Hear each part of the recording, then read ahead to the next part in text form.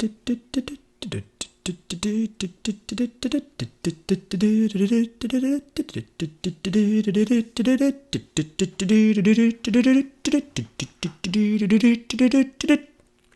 everybody, welcome to The Brunt of It. I'm your host, Joel Van Brunt, and welcome to my show.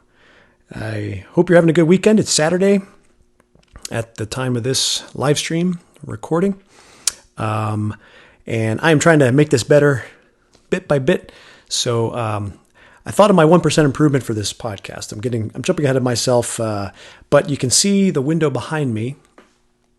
So you can see the blinds, the bottom part is all messed up. And I've been trying to fix that, but it's just not working. I have to replace it at some point. So that's going to be an incremental improvement down the road. So I'm identifying low-hanging fruit that I can improve. So send me some improvement ideas when you get a chance. I hope you like this. I hope you gain value of this thing. Who am I? What do I do? Well, we all, to a certain degree, outsource our thinking, don't we? I mean, we read people that we trust, and we respect and admire thinkers in the media, in politics, in philosophy, in religion. So if you're going to outsource your thinking, why not do that with somebody you trust, like me? And if you're not going to outsource your thinking, then I can help point you in the right direction to more round out your viewpoint on certain issues. That's my goal. I want to have grown-up conversations about politics, about life, about culture, social issues, philosophy, psychology. I want to have grown-up conversations and not fifth grade shouting matches at recess. That's my goal. And you may confuse today's dialogue in the public space with fifth grade shouting matches at recess. At least that's what it looks like to me. So along with those lines, I'd like to help you build discernment and wisdom and gain control of your emotions and give you some techniques and methods to gain control of your emotions and not have an emotional decision based on information that comes into your brain, but instead work through the emotional first reaction, first contact with the information, and then have a more healthy and helpful reaction after working through the emotional side. So that's my goal.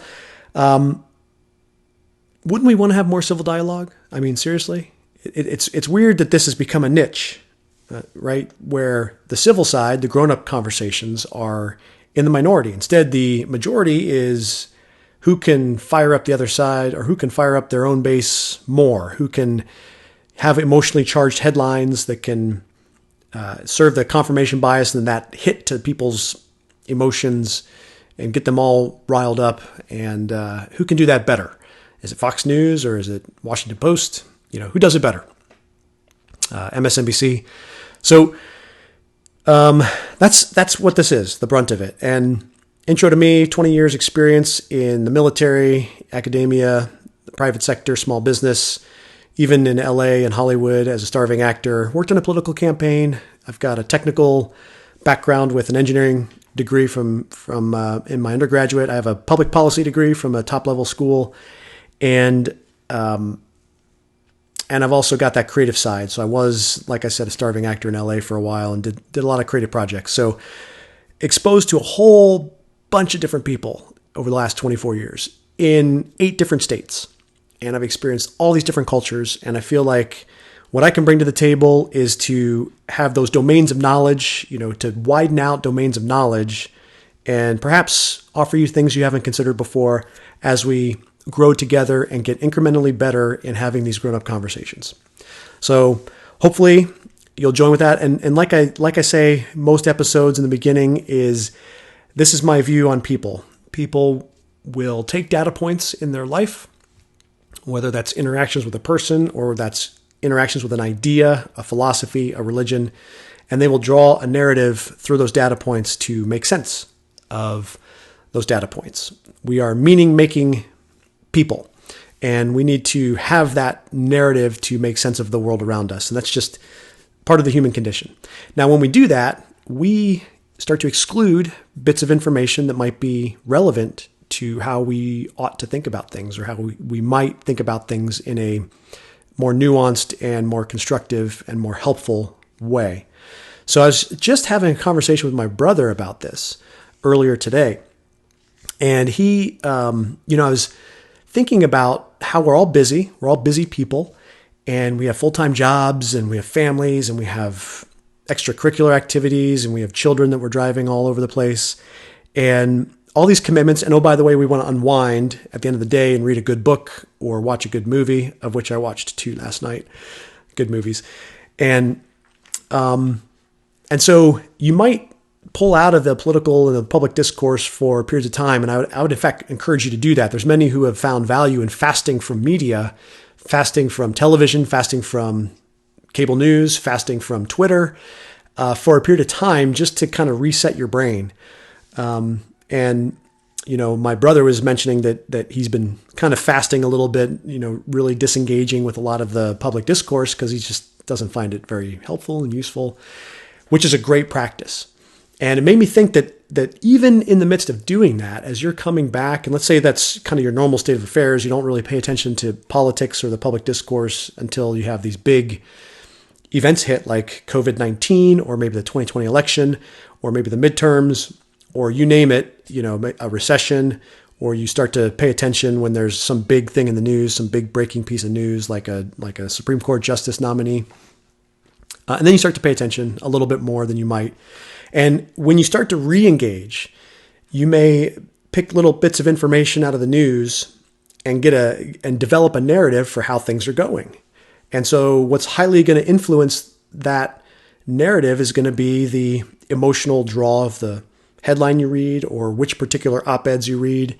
And that's going to give you, you might read 2 or 3 and then that'll develop a kind of a sticky anchoring narrative about the way things are. And just in doing that, you may be limiting yourself from other information that might push up against that narrative and really give you a different picture for how things really are. So I think we all struggle with that. I've struggled with that. And what we do to accommodate that is we find aggregators of information, whether that's in our family members or the people we work with, or in different news sites. I use Real Clear Politics. I've listened to other podcasters like Ben Shapiro and Scott Adams and others who serve as kind of an aggregator of information. They can go out and scour the headlines and see kind of what the narratives are that are developing. And I trust their perspective, and I think it's interesting. I don't always agree with it. And then I get kind of a more balanced delivery of what's really going on. So hopefully I can help do that for you as well, where I talked about my process for doing this, for prepping for this podcast. And what I do is I'll open up all of the major news outlets: Fox News, CNN, New York Times, Washington Post, Wall Street Journal, Vox, National Review, Real Clear Politics, and then some of the aggregators will get me into other publications: Washington Examiner, New York Post, New York Magazine, just to name a few, and then even overseas into foreign media outlets like in the UK or in Israel or other places. And so I do this kind of dive, general kind of scope across the news cycle, and I kind of see the narratives break out in real time as I'm scanning all these different tabs in real time. And I have some apps on your phone. You can get aggregators on your phone as well. And of course, Twitter. Twitter is an amazing aggregator, and it will give you a whole bunch of input, a whole bunch of information very, very quickly. And you can either find yourself trapped in an echo chamber where you just have all this confirmatory evidence and everybody's tweeting and replying to each other and just adding on and a lot of groupthink. Or, if you are slightly more deliberate in your use of Twitter, you can actually find some really interesting debates to be had. And that's what I've been doing for about the last 3-4 years on Twitter with some of my friends, some new friends I've met on Twitter, and some old friends that, I had before Twitter. So, in part, we all rely on these aggregators. And, one thing hopefully I can provide value to you guys is that I'll be an aggregator of sorts, and I'll try to present some information that you may not be aware of to balance out the prevailing narratives. Isn't true journalism, just a hypothetical question, what would you consider true journalism, and do we have it today? What I consider true journalism is you look at a piece of information, a fact or a narrative or, an issue, and you present one side as a steel man presentation and the other side as a steel man presentation. What's a steel man? Well, you may have heard the term straw man. Straw man is where you kind of caricaturize the other position or the person, and then you tack that caricature or that, that misrepresentation or that substitute for the real thing. And this is a logical fallacy known as a straw man argument. So you'll see this all the time if you start looking for it. Straw man arguments. People attack an idea about a thing as opposed to the thing itself. And the idea about it is not a complete representation of that idea. For example, in religious discussions, when people object to Christianity, I found this often to be the case. They will object to a caricature of Christianity. They'll object to a straw man kind of fallacy and argument. But it's certainly not the case with just religion. It's with worldviews, philosophy, people. So a remedy for that is to steel man the other position, where you try to represent it accurately, and you do that on one side, regardless of what your personal views are, and you do it on the other side, regardless of what your personal views are. And then at the end of the day, you decide which one's more persuasive. And in true journalism, ideally, they would present you with both sides and make them steel men, and then the reader or the listener would be able to choose which side they believe. Well, one signal that you don't necessarily have good journalism at work is if you're not even aware that there's another side to an issue. And how many times has that happened for you guys? Or the other side is caricaturized so bad as to be super easy to dismiss or super easy to demonize and judge. How often have you seen that? I would say that's the predominant tactic in the media model today, is to more so activate your confirmation bias and engage your emotions than actually cause you to think critically, right? So I think it's more emotion-based and less critical thinking-based. That's my observation. So hopefully I can equip you with some tools and methods to be more critical thinking of things and consider. And certainly you're not going to agree with everything I say. Obviously, I have a perspective. I'm upfront about that. I'm a Christian believer, and I'm a conservative Republican, and that's where I stand. And I'm striving to have grown-up conversations with people who disagree. I remember back in my life being somewhat embarrassed or nervous to share my views in public because of PC culture, shame culture, where people would start to attack you as a person for having opinions that might diverge from the group. And I experienced this in grad school. I experienced this before grad school. In LA, I certainly experienced it because it's overwhelmingly liberal. However, there were little pockets of conservatism and people who would sneak up to you. And I experienced this in my theater company when I was in LA, where I had fellow performers sneak up to me and say, "Hey, so what do you think about this whole Iraq thing and this surge thing?" And I would start to answer it a little bit with a interrogation of kind of where they're coming from. And then as I started to realize that they were friendly to my positions and my opinions on it, then it opened up this great conversation. Now, we were kind of in our own little groupthink bubble, but it was interesting to see that there were conservatives in LA. They just aren't very vocal, because there's some ramifications for being vocal as a conservative in LA, as it turns out. So anyway, one of my friends on Twitter described these grown-up conversations as the axis of kindness, which is becoming less and less mainstream and becoming a niche without even realizing it, which is interesting. Have you thought about it that way? Have you thought about that the grown-up conversations, the axis of kindness is now a niche? I haven't thought about it that way, but I think it's very pertinent to where we are in today's world. So, join me in this, and I want to grow together with you guys. I want to present you with some interesting information. I want to be challenged myself. I can't promise you I won't have my own confirmation bias and cognitive dissonance at times. But if that's the only arguments against my position or to push back on some of my thoughts, then that's going to get worn out pretty quickly. So there it is. Now, COVID improvement plan. I always try to start positive. Hopefully you're developing a skill, and this doesn't have to be related to the stay at home. It could be just in life in general, and really it should be. You should have some goals, so not goals, but some processes in your life you're trying to develop and hone and get better, some better habits, exercise, health, nutrition, a new skill. And so mine have been day trading in the morning. These are kind of new skills that I'm trying to tackle. Day trading in the morning, and then this live stream. So it's going well. I haven't exercised yet today, but I plan to. There's been a lot more family stuff this morning, which is great. But hopefully you're progressing and incrementally improving. Incrementally improving does not mean that you don't take steps back and that you don't get knocked down a little bit and discouraged. That's not what incremental improvement means, this daily 1% improvement that I've talked about in the past. And for those who haven't heard that concept before, basically if you commit to 1% improvements in your processes and in your habits daily, that has a compounding effect over time. And at the end of a year, you are 37 times better at whatever activity or endeavor that was, assuming that 1% daily improvement. So what that looks like in practice is 5% Monday, 1% Tuesday, negative 3% Wednesday, another 4% Thursday. And in aggregate, you're getting that average of a 1% improvement.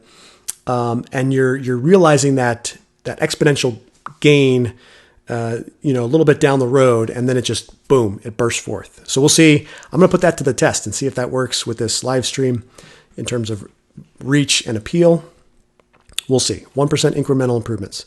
So I mentioned one earlier. I'm going to fix that blind, but I also have been reaching out to some people for, growing this live stream and this podcast to see, if I could reach more people and be of more value to more people. So that's 1%. Just opening up some conversations, 1%. All right. So there's two quotes that I've had in the last couple of weeks that I want to bring to light that talks about these narratives and anchoring to your narrative. One's by Thomas Sowell. They're two of my favorite public intellectuals. I have many public intellectual favorites, but Thomas Sowell at the Hoover Institution says this, quote, "Of all ignorance, the ignorance of the educated is the most dangerous.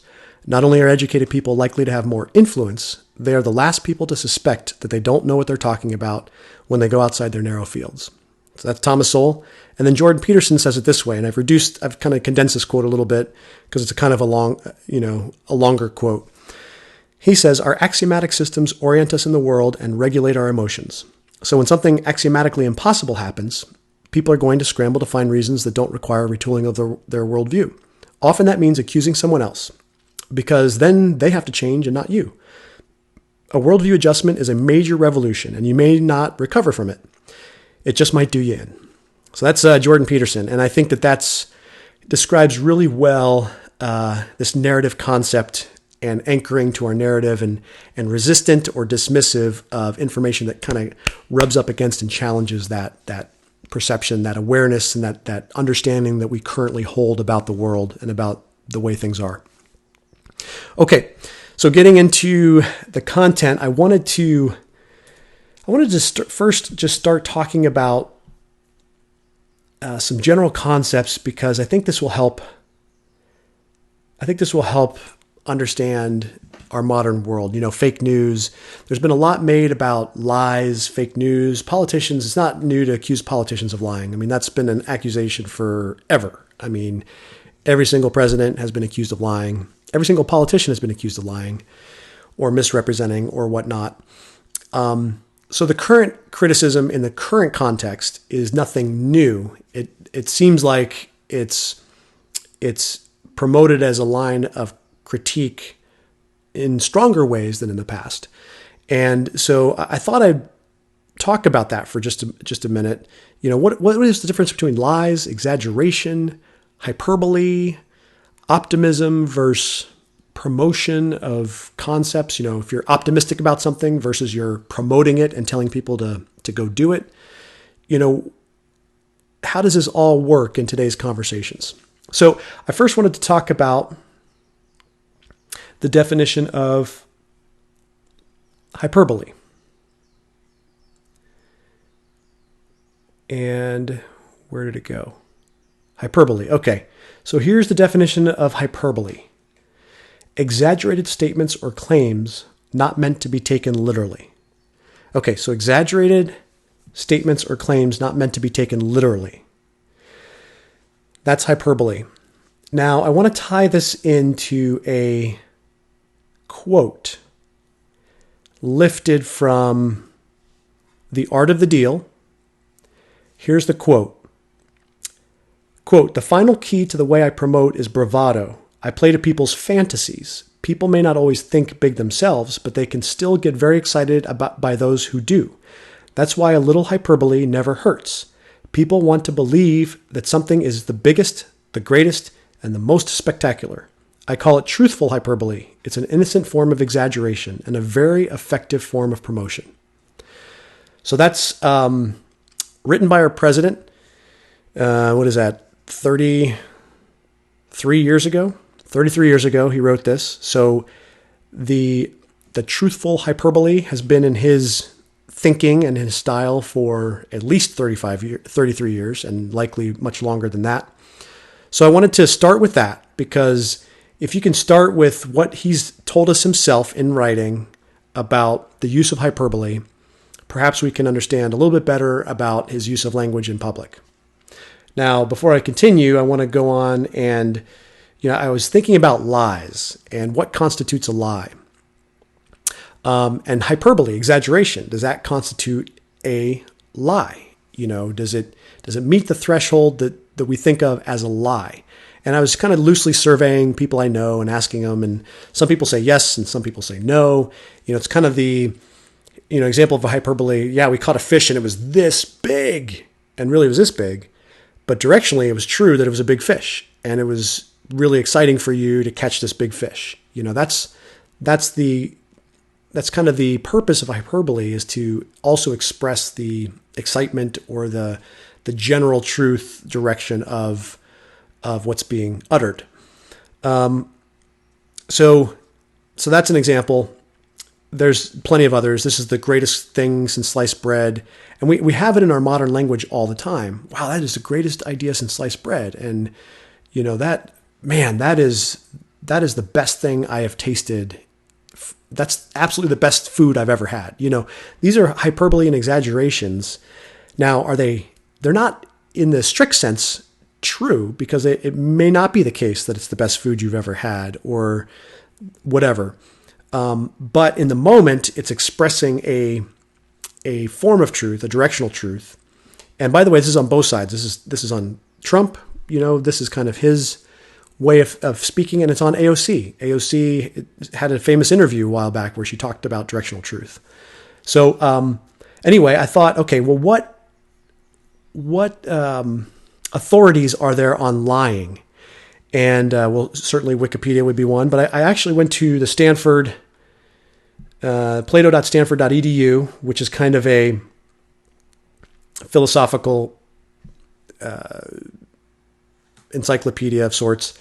So I thought I'd read a little bit of this to help understand what lying is in general. And this might take a little bit of fleshing out, so bear with me, but hopefully this will be of value to you, because I found it to be of value to me.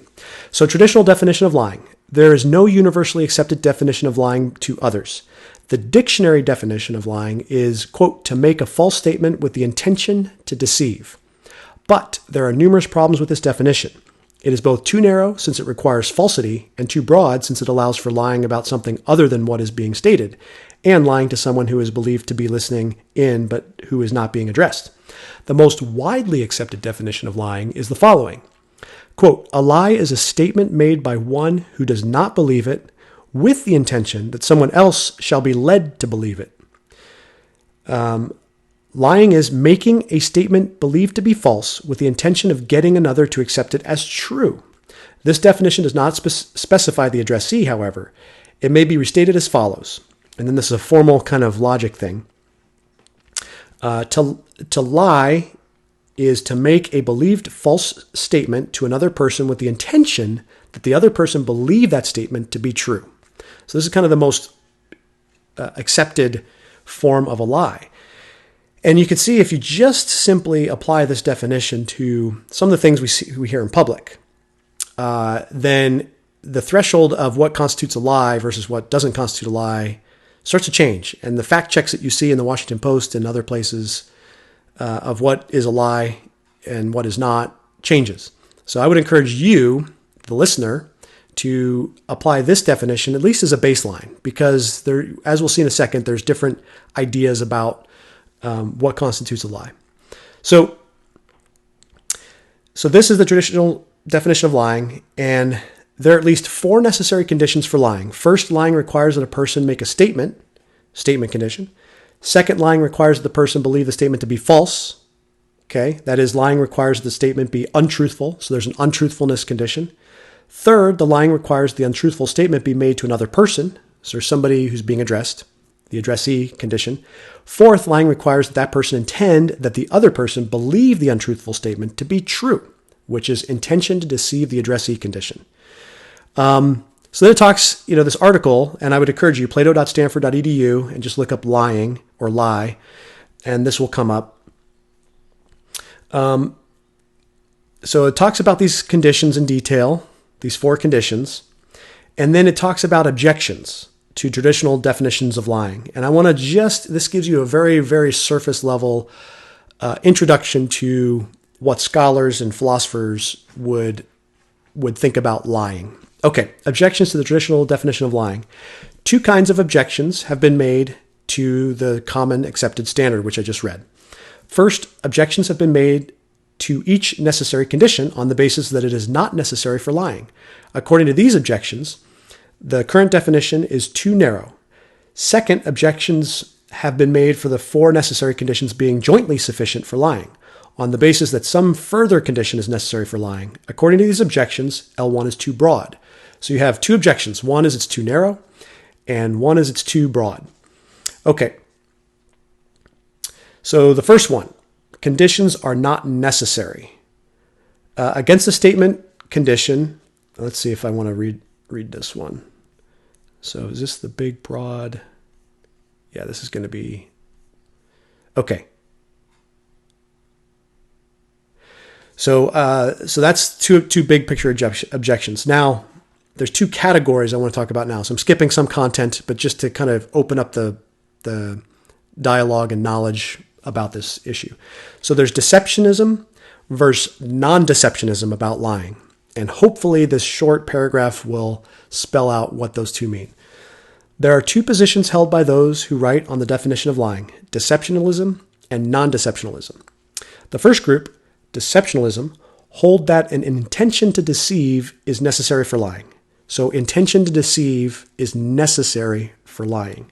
Deceptionists may be divided further into simple deceptionists, who hold that lying requires the making of an untruthful statement with an intention to deceive; complex deceptionists, who hold that lying requires the making of an untruthful assertion with the intention to deceive by means of a breach of trust or faith; and moral deceptionists, who hold that lying requires the making of an untruthful statement with the intention to deceive, as well as the violation of a moral right of another or the moral wronging of another. The second group, so deceptionists have 3 categories.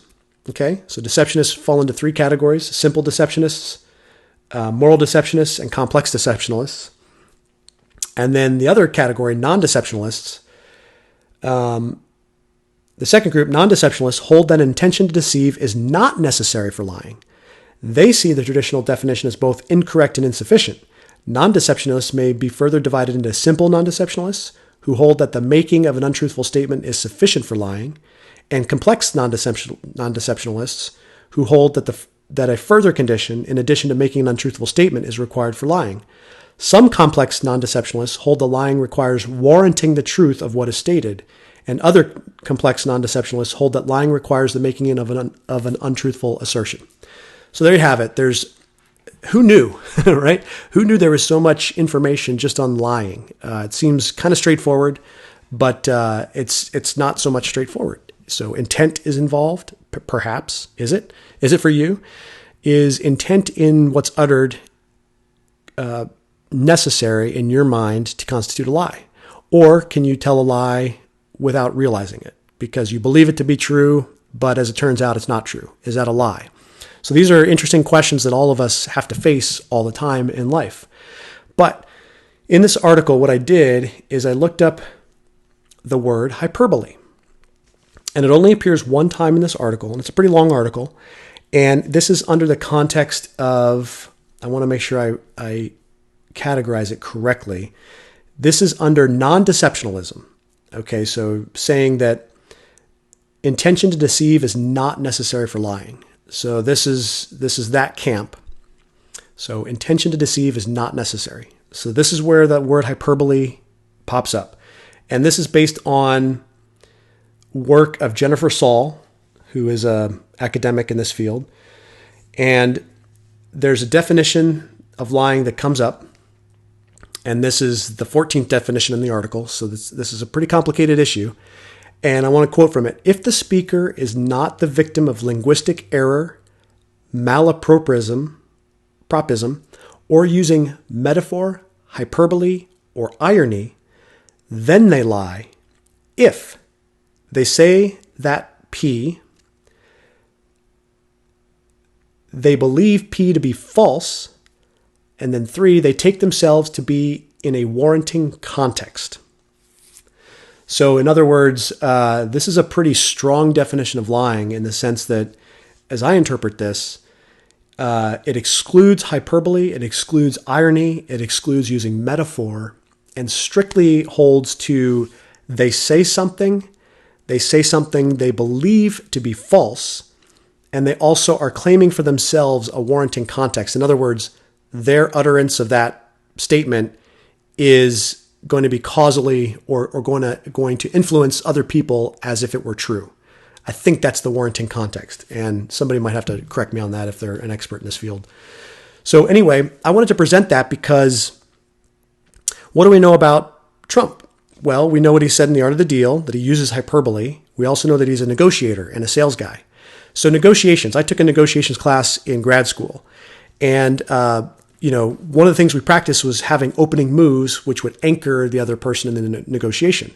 So for example, if you're negotiating for a house or for a salary, let's say you're negotiating for a house. And so you as a seller come in and you make an offer that is, lowball offer, right? So way under what the asking price is. And then the seller says, well, no. And then they have a choice to counter offer or just not entertain your offer at all. So let's say so that initial offer is a anchoring technique. Now, is it true to say that your initial offer is truly what you're willing to pay? Maybe that's as much as you can afford. But the way negotiations work is you usually are, it's kind of a game theory scenario where both sides kind of know that there's going to be some of this give and take, this negotiation that happens, this haggling, if you like. And so if in the context of that negotiation, the seller says, you know what, I will not go below this amount. I can't go below this amount. And then the buyer says, well, this is the amount I'm willing to pay. I'm not going to go above this willingness to pay.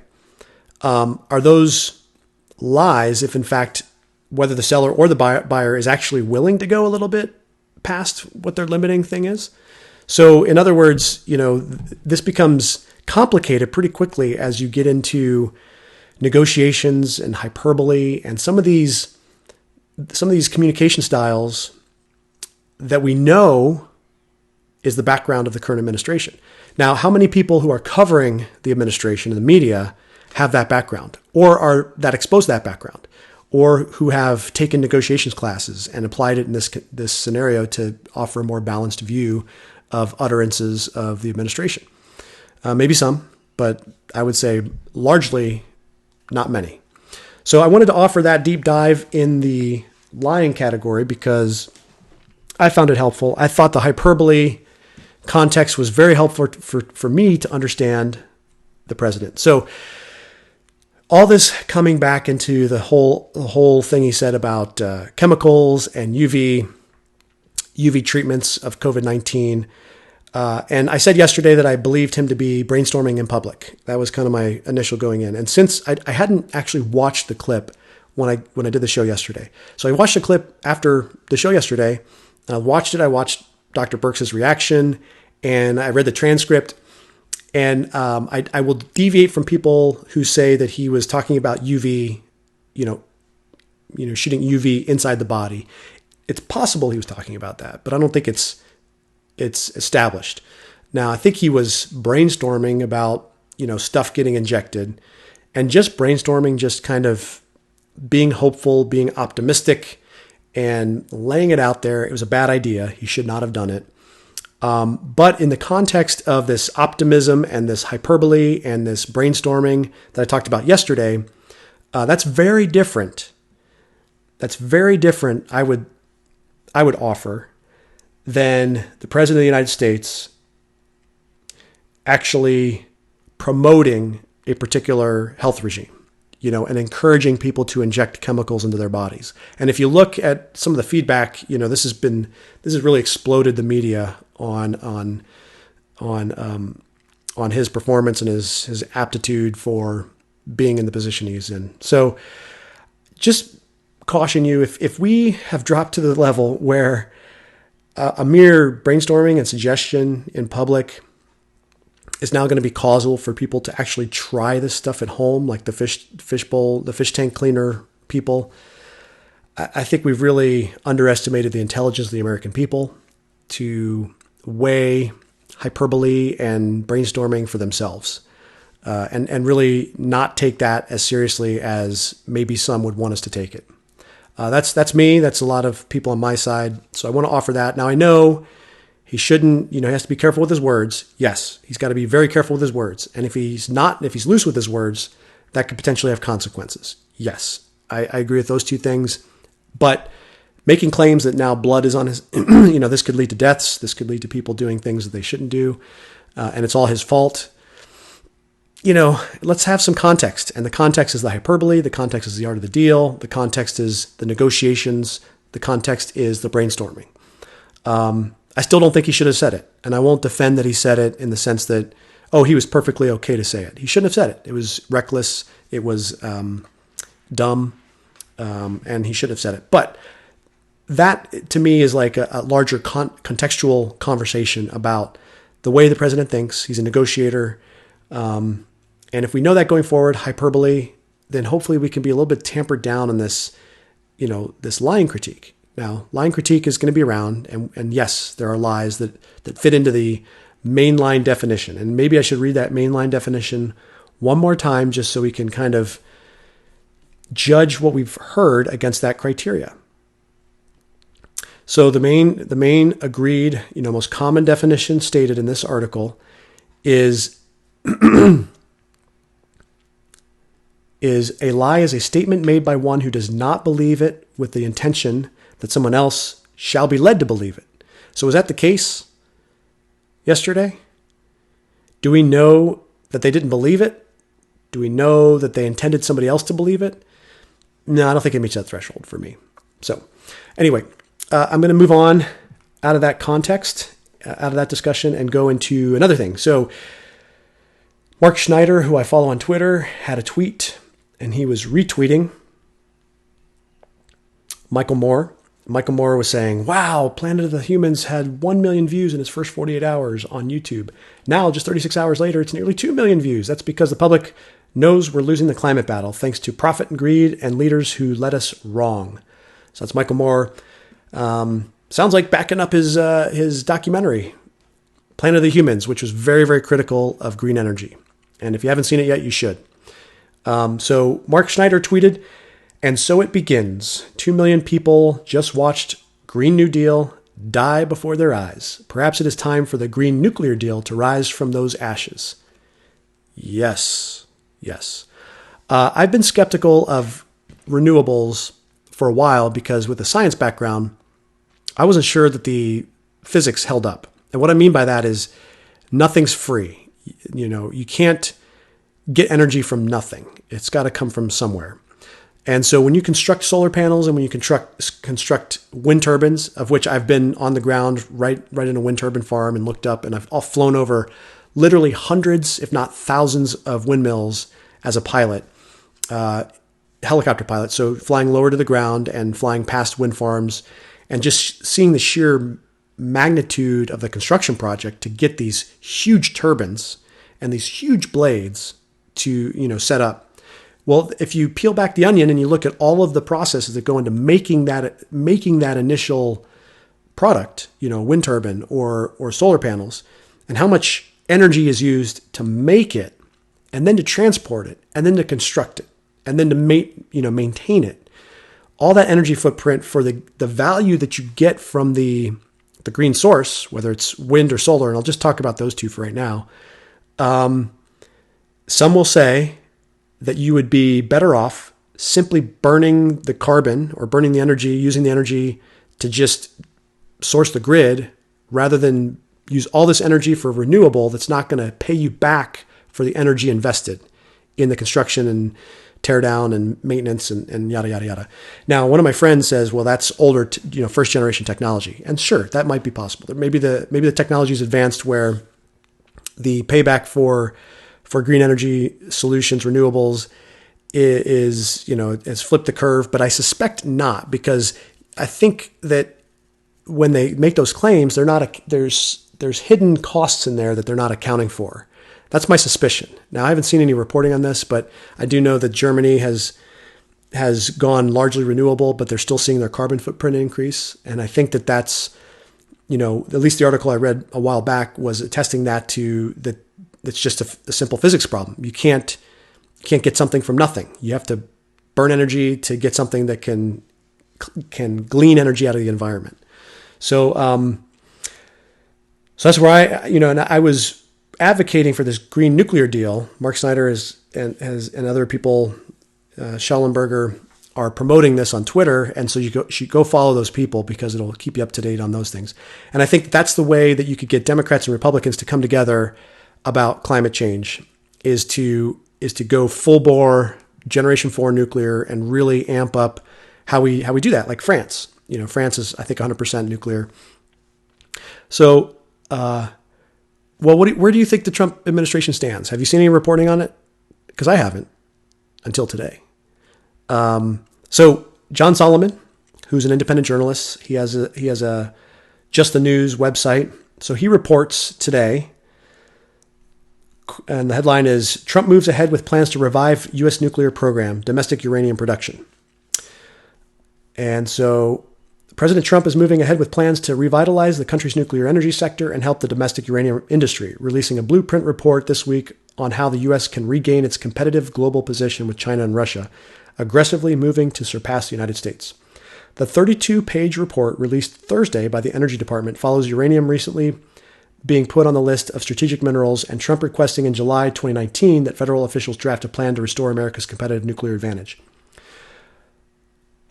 The first steps include calls for the federal government to revive and strengthen the uranium mining industry, bringing top talent back to the industry, further pursue technological innovation, and move into markets now dominated by Russian and Chinese state-owned enterprises.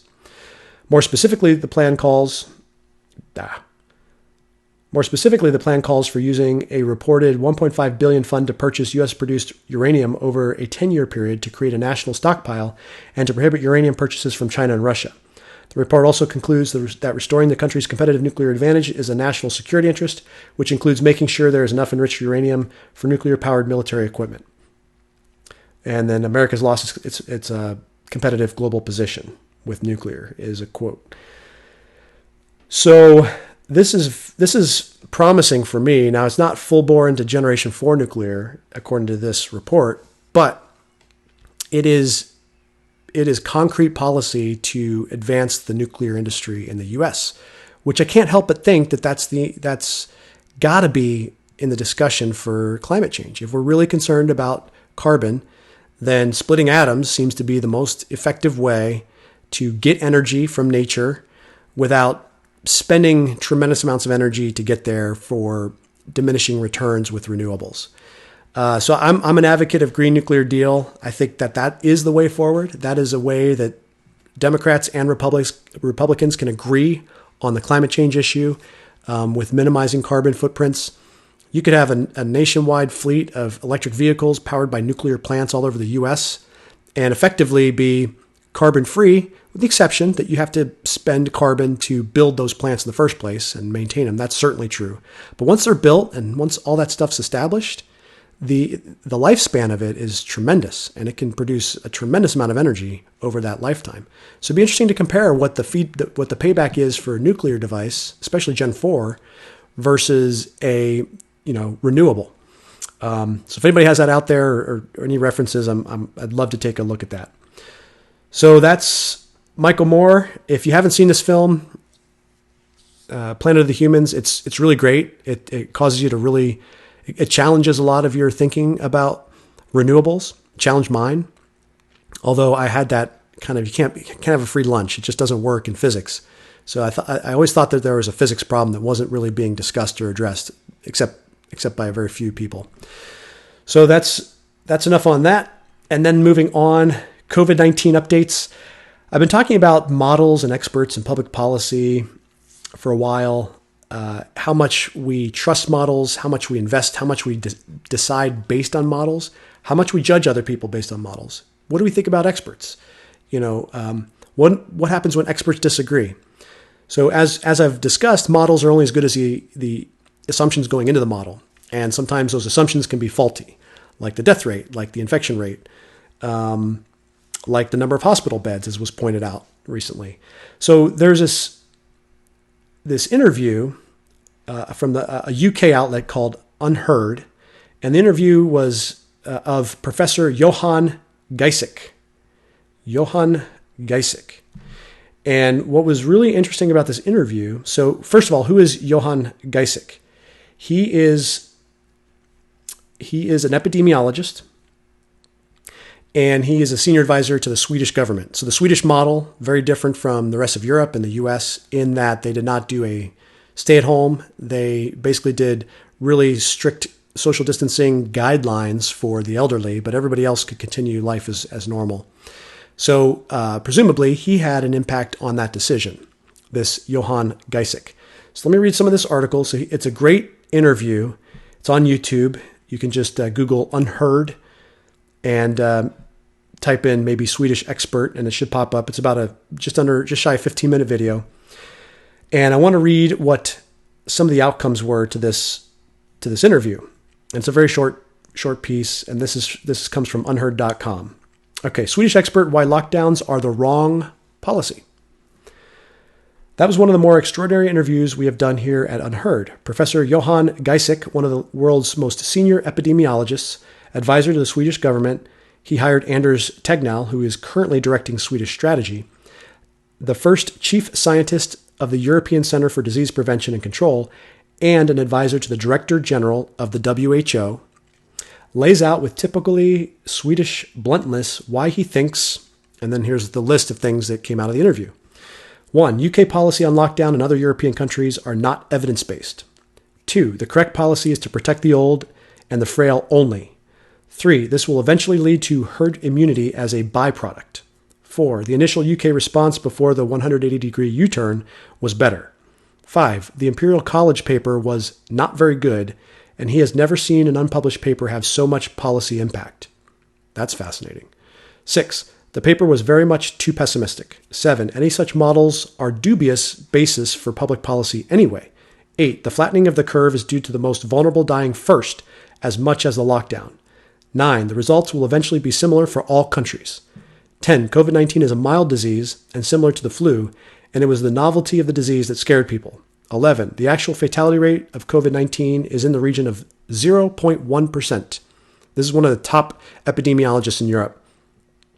And then finally, 12. At least 50% of the population of both the UK and Sweden will be shown to have already had the disease when mass antibody testing becomes available. So for the last maybe 10 days and maybe longer, I've been slowly introducing little bits and pieces that have come out of the news cycle that add to this idea that, number one, way more people have it than we realize. The mortality rate is way lower than we anticipate, and that the distribution is going to be similar through all the countries. So we've seen the Icelandic study that from a data scientist, and I think is in the Silicon Valley. We saw the Israeli mathematician make some predictions, and I've seen a couple more predictions come out, and I want to see if I can tease these out. I hope I opened up one of these. Where was this? I gotta find this one because this one was pretty good. This came through my Harvard connections. Okay, so this one is from. Yeah, I forgot to put this in my notes. I'm glad I remembered. So,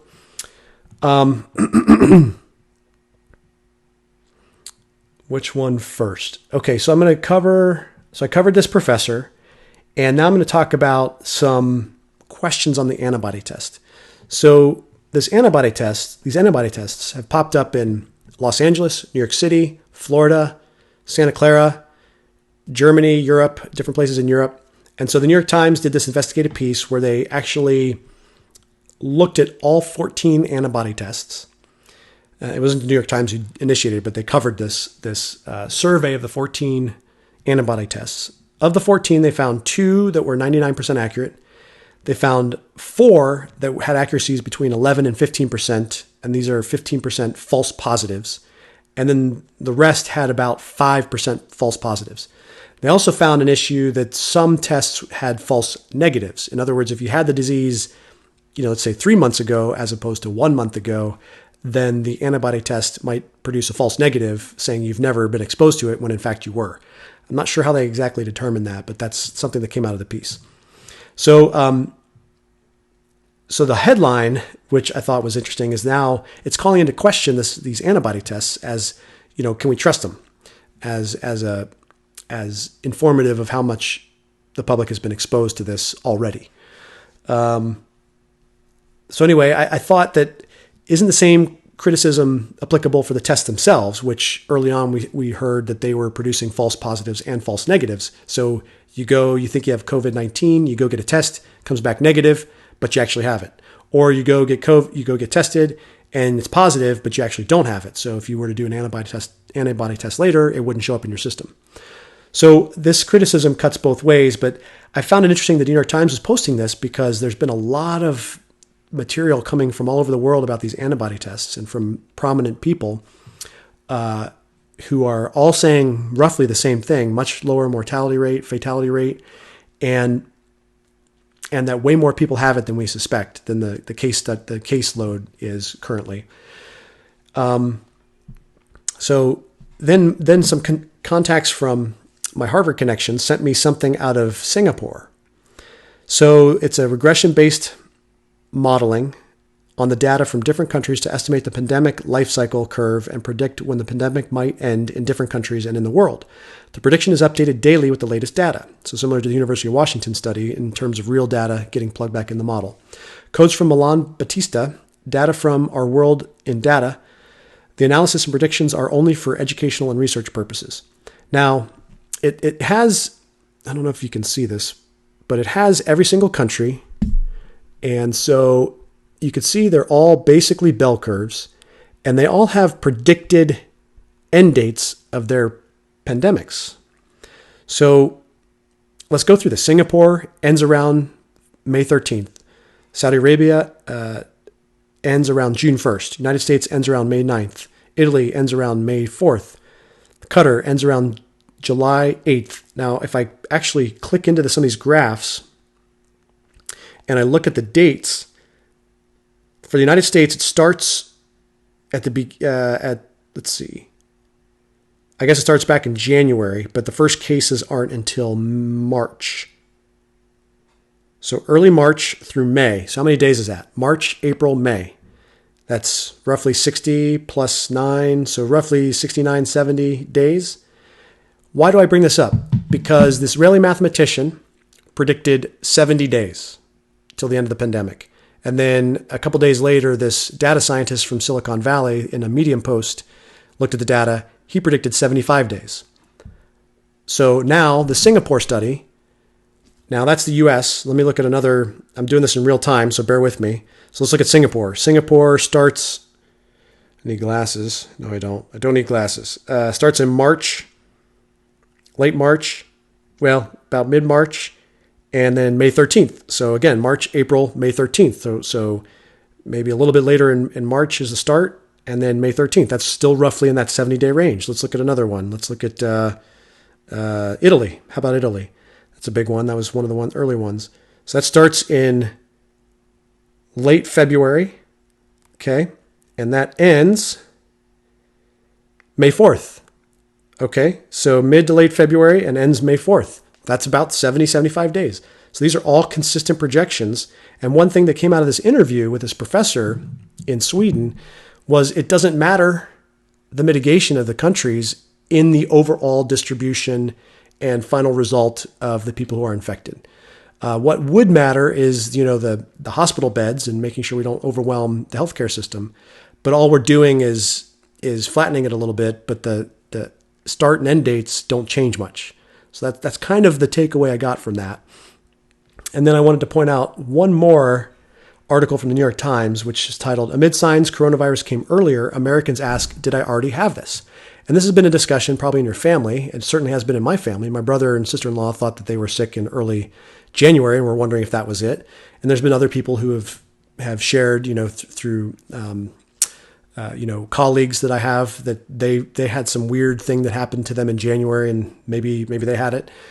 So new revelations have left people wondering about ailments early this year. Doctors are thinking back to unexplained cases. Medical examiners are looking for possible misdiagnosed deaths. In January, a mysterious illness swept through a call center in a skyscraper on Michigan Avenue in Chicago. Close to 30 people in one department alone had symptoms: dry, deep coughs, and fevers they could not shake. When they gradually returned to work after taking sick days, they sat in their cubicles looking wan and tired. "I've started to think it was the coronavirus," said Julie Parks, a 63-year-old employee who was among the sick. "I may have had it, but I can't be sure. It's limbo." The revelation this week that a death in the United States in early February was a result of the coronavirus, this happened in LA, has significantly altered the understanding of how early the virus may have been circulating in this country. Researchers now believe that hidden outbreaks were creeping through cities like Chicago, New York, Seattle, and Boston in January and February, earlier than previously known. And this is backed up by the antibody tests that they're doing in those locations. So if this is the case, and this is, again, the fog of war that we're going through, constantly adjusting our information, if this is the case, then what do we think about shutting down the economy if way more people have already had it? And was it the right call? Going back to this professor's conclusion that these lockdowns were not the appropriate response. Now, is this expert evidence? Is my position questioning the lockdowns and questioning maybe not reopening? So that's kind of the thought I'm playing with, is why all this criticism of reopening? Why all this criticism? In order to criticize the reopening, you have to hold on to models earlier on in this epidemic, in this pandemic, models that had a higher fatality rate, models that had more dire numbers. And so that's your anchor, right? The first move is your anchor. And then you're going to judge other people based on that anchor, even if the information has changed over time and you haven't been exposed to it. So that's why I bring all this up, because there's so much information coming out that's being confirmatory. And I made a prediction yesterday that I thought that the COVID death rate would be around 0.5, somewhere between the 0.4 and 0.7 range, but I was kind of resting on 0.5. But this top epidemiologist in Sweden is predicting 0.1, or 0.2. So we'll see. I want to move on a little bit about the lockdown. So does that call into question, how we deal with how we manage these lockdowns, what the stay-at-homes, was that entirely necessary? Of course, the emergency room beds and the ICU beds that were anticipated in the University of Washington model has turned out to not be the case. And you can read reports about hospitals all over the country turning away other procedures because they're trying to be ready for this surge in COVID-19 patients, which means that they just have a lot of capacity that's not getting used. That's what's been happening so far. And New York City didn't even max out their capacity. And we knew that with the ship, the Mercy, going up there and not getting that full at all. So I wanted to talk about this other piece in the Wall Street Journal, which is a really interesting piece, and it calls "The Lockdowns Were the Black Swan." So I've referred to COVID-19 as a black swan. Now this guy, Holman Jenkins, says, hey, the lockdowns were the black swan, not the COVID-19. So to some, the coronavirus is a supporting actor in a drama titled "The Iniquities of Donald Trump." Those of more balanced mind wonder whether Mr. Trump's failings can be distinguished from the predictable and expected failings of a U.S. government. But it's unlikely Mr. Trump will seem important to historians telling the story. Columbia University once found that only 20% of flu sufferers and 5% of cold sufferers bothered to see a doctor. This is why the Wuhan virus was destined to go worldwide, even if China had been upfront or an American president had been very clairvoyant. Every bit of data since has confirmed it. Infectious respiratory diseases are a fact of nature. Beijing was finally driven to action by the same considerations that drove other countries to action, when the number of infected people and the duration of their cases overwhelmed the local hospital system. This was the proximate cause that called for a public response around the world. Novel pandemic diseases are not a black swan. Our lockdown response was a black swan. We started off sensibly. This is not something American families generally need to worry about, said CDC's Dr. Nancy Messonnier in a mid-January. It's a very, very low risk to the United States, said Dr. Anthony Fauci a week later. Bill de Blasio, mayor of New York, urged residents to go about their business normally as recently as March 11th. As cold-blooded as it seems, these were the right statements at the time. Under flatten the curve, changes in public behavior aren't needed until they are needed. Roll that around in your mind a bit. The better we do at equipping local hospitals, the less we need to bankrupt local businesses and their workers to slow the virus as it runs its course through society.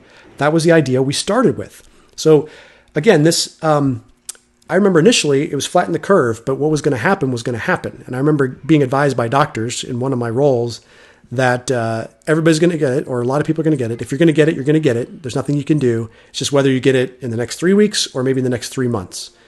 So we flattened the curve, but that's kind of been now transitioned to we got to prevent death at all costs. And if you oppose preventing death, then you must be pro-death.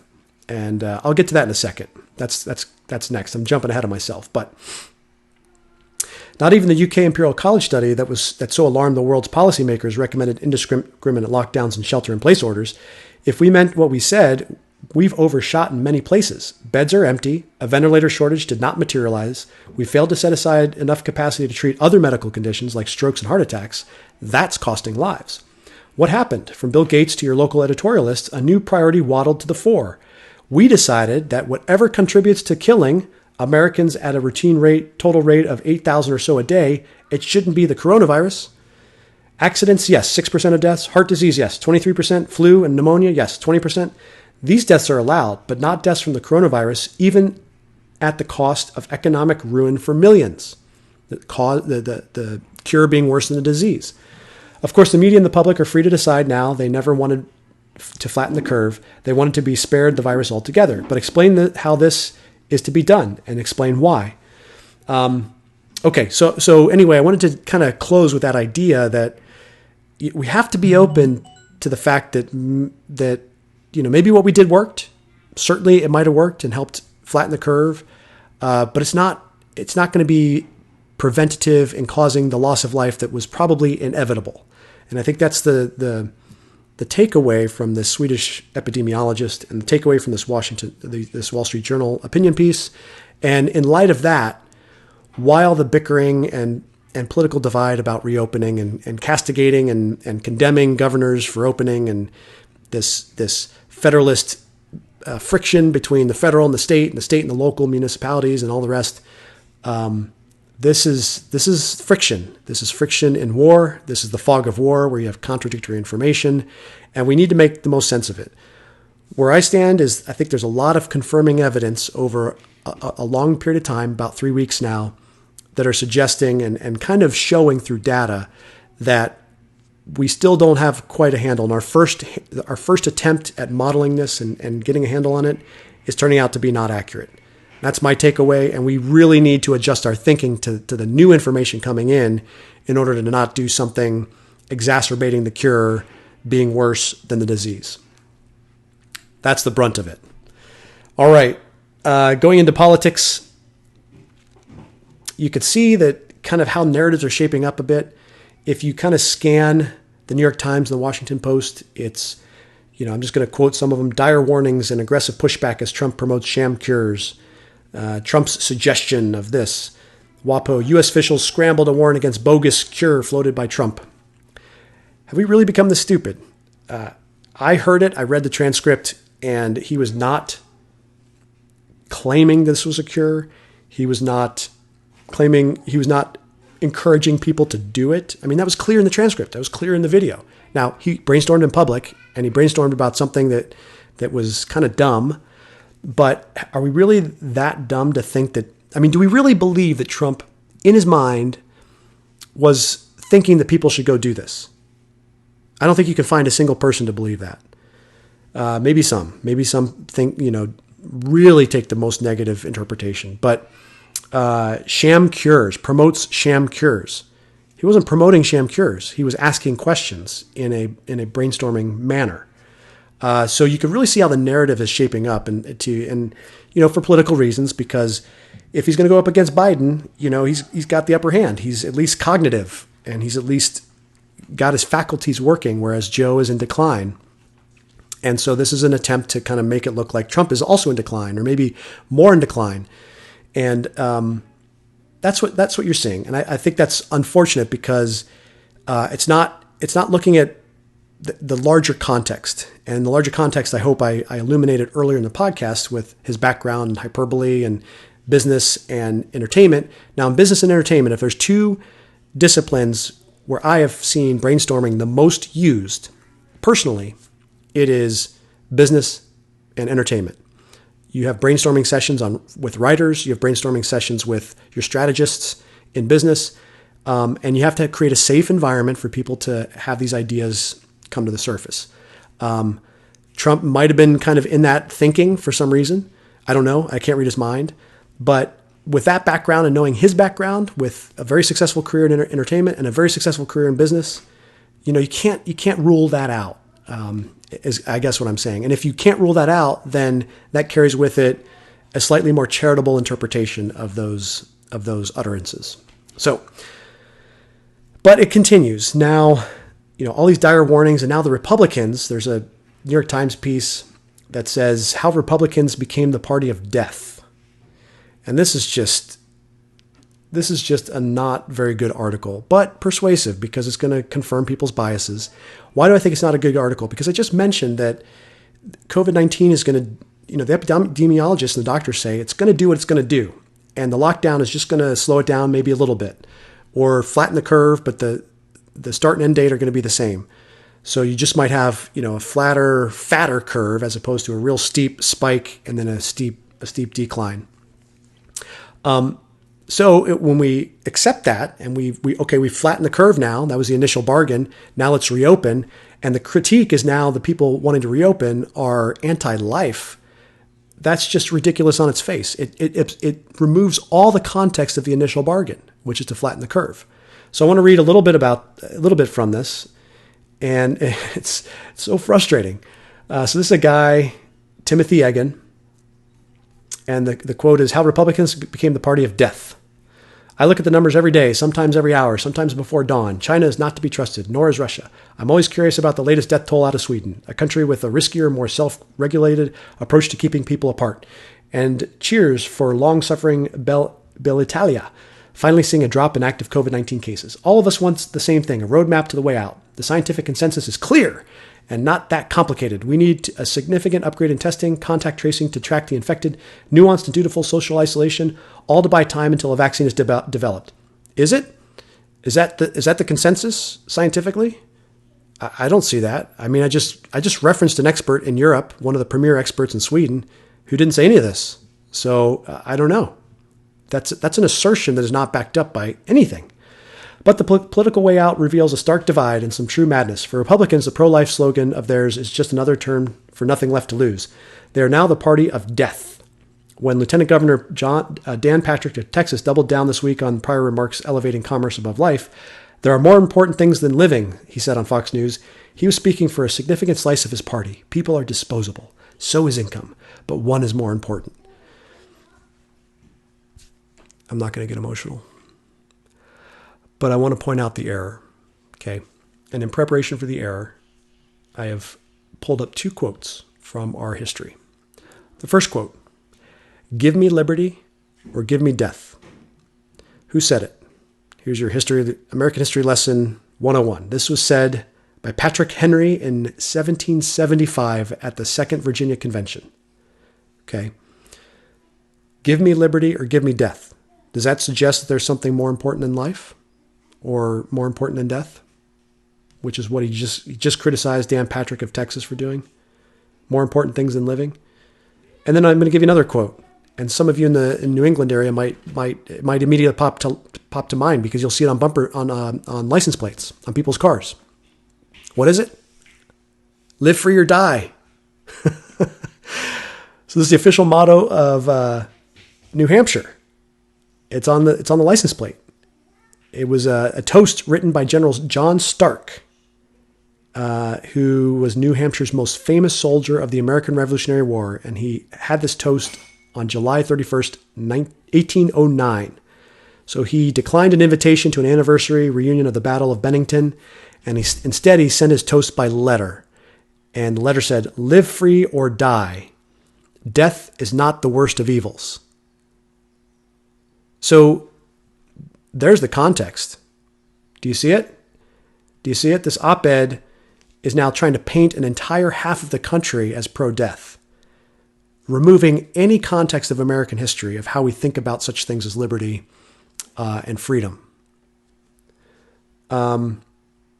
Now, if you didn't have that context, and if this article didn't present it to you, what are the chances that you would have developed that context on your own? What are the chances that somebody who this just appeals and activates their emotional prior commitments and their confirmation bias, what are the chances that they would have this context? What are the chances they would exclude this context and dismiss it and explain it away?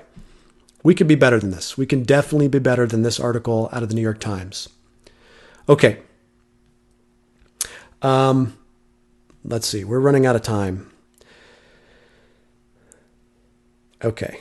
Let me just see what I want to talk about now. I want to talk about two more pieces of information.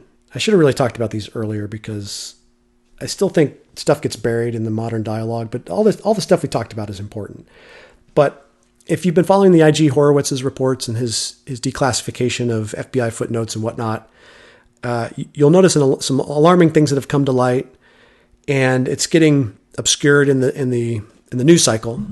But a lot of it's John Solomon, because he's in my view, somebody who digs into this in an investigative way.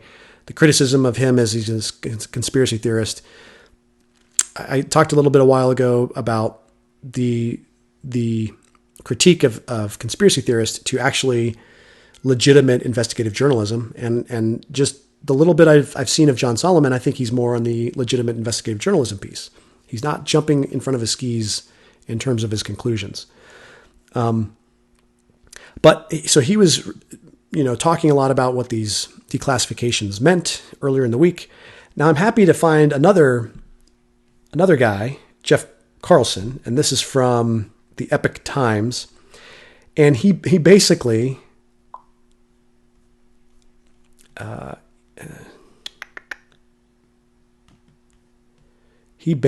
took all of John Brennan's.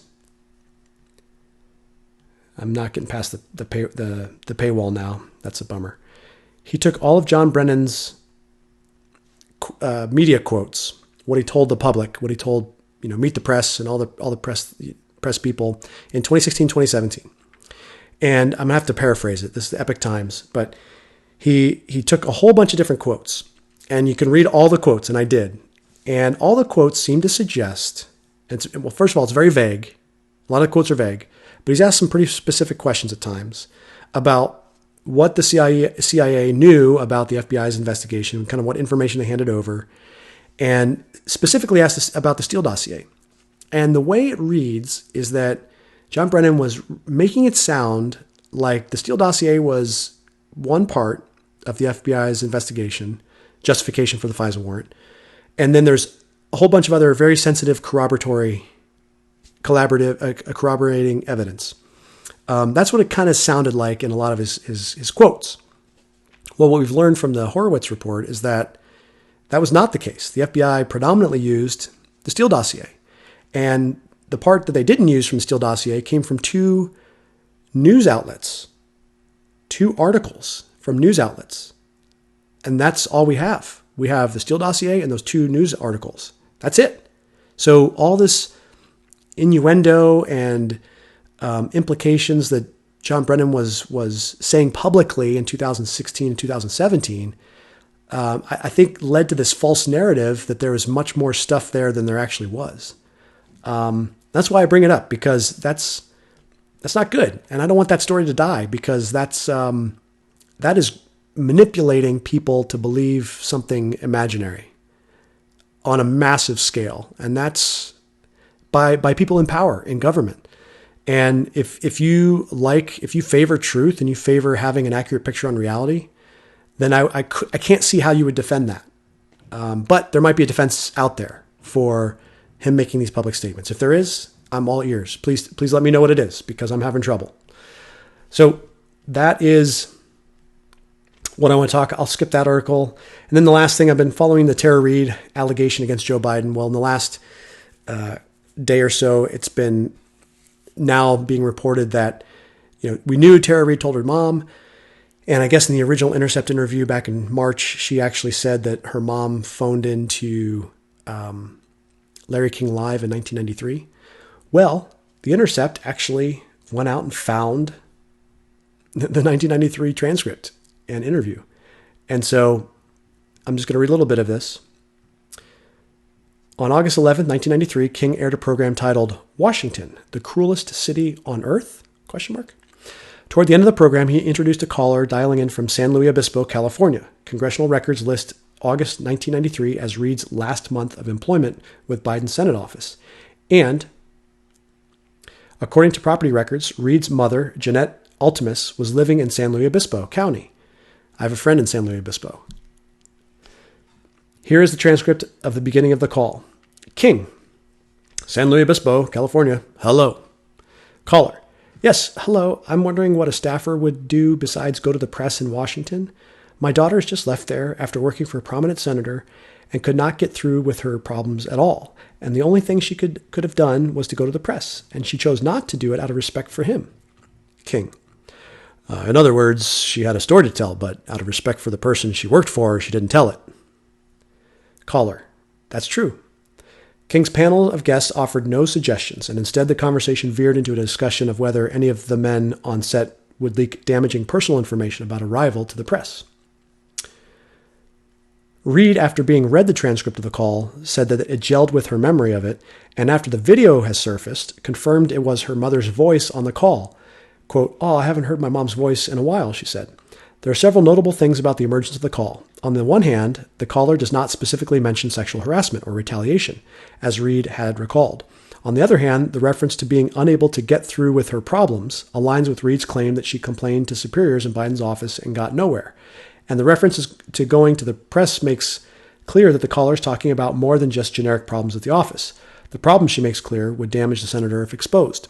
Reade's inability to remember the exact date of the alleged assault or its precise location or the precise location of the office where she picked up the form needed to file the complaint has been used by skeptics to suggest the allegation is fabricated.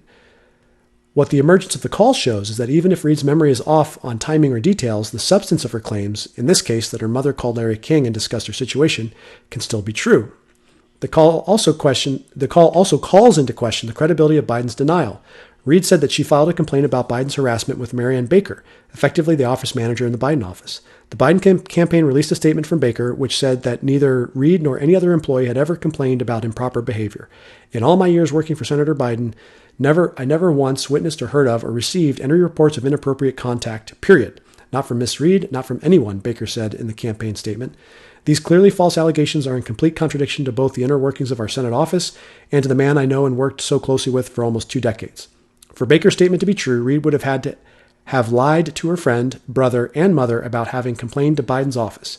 There's no obvious reason Reade would make up a story to those closest to her about the Senate office not taking Biden's harassment seriously, while at the same time resisting pressure to go to the press. Reade has also said that the complaint she filed was related to the harassment she said she faced and did not address the assault.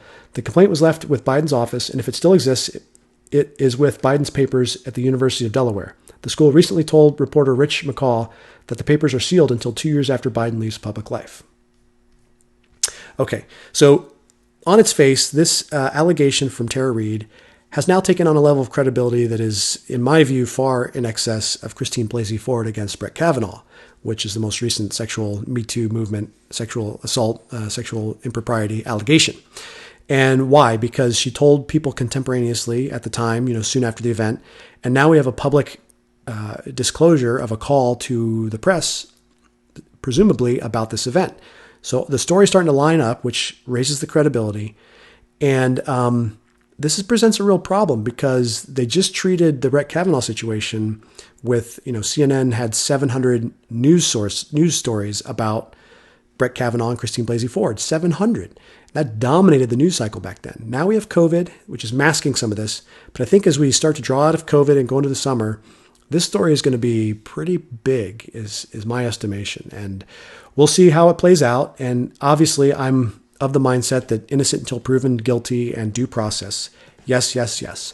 I am simply making a distinction between the two cases and the credibility of the two cases. One, there is no one told anywhere close to the time of the event. There's no other corroborating details. There's no one present at the party that corroborate the story. None of that existed. And in this one, some people close to her were told in a short period of time afterwards. They've corroborated that. At least her mother seems to have corroborated it in this call. She's no longer living. And then she's told other people who presumably would also be able to corroborate that narrative. And so that raises the credibility. So keep an eye on this because we don't want stories of this importance to get downplayed because of this narrative that America's on decline because of their response to COVID, which is what people would want you to think. So let's root for the success of America. Let's root for American exceptionalism to continue because I think that this country is amazing. I hope you join me in that. And I hope I've offered some things in this show to challenge you and to encourage you and to help you grow, maybe challenge some of your assumptions and the way you think about things. And I'm certainly willing for you to throw it back in my face and figure out ways to challenge me. I just say, let's keep it grown up. Let's keep it, let's not degrade into fifth grade recess shouting matches, although that's probably inevitable at some level. But let's try to endeavor to keep it as a grown up conversation. And if I'm in error, point it out. And if I see errors, I'm going to point them out. And we will let the chips fall where they may. And at the end of the day, may the best ideas and the best arguments win the day. That's the brunt of it. I will talk to you guys tomorrow. Have a good weekend.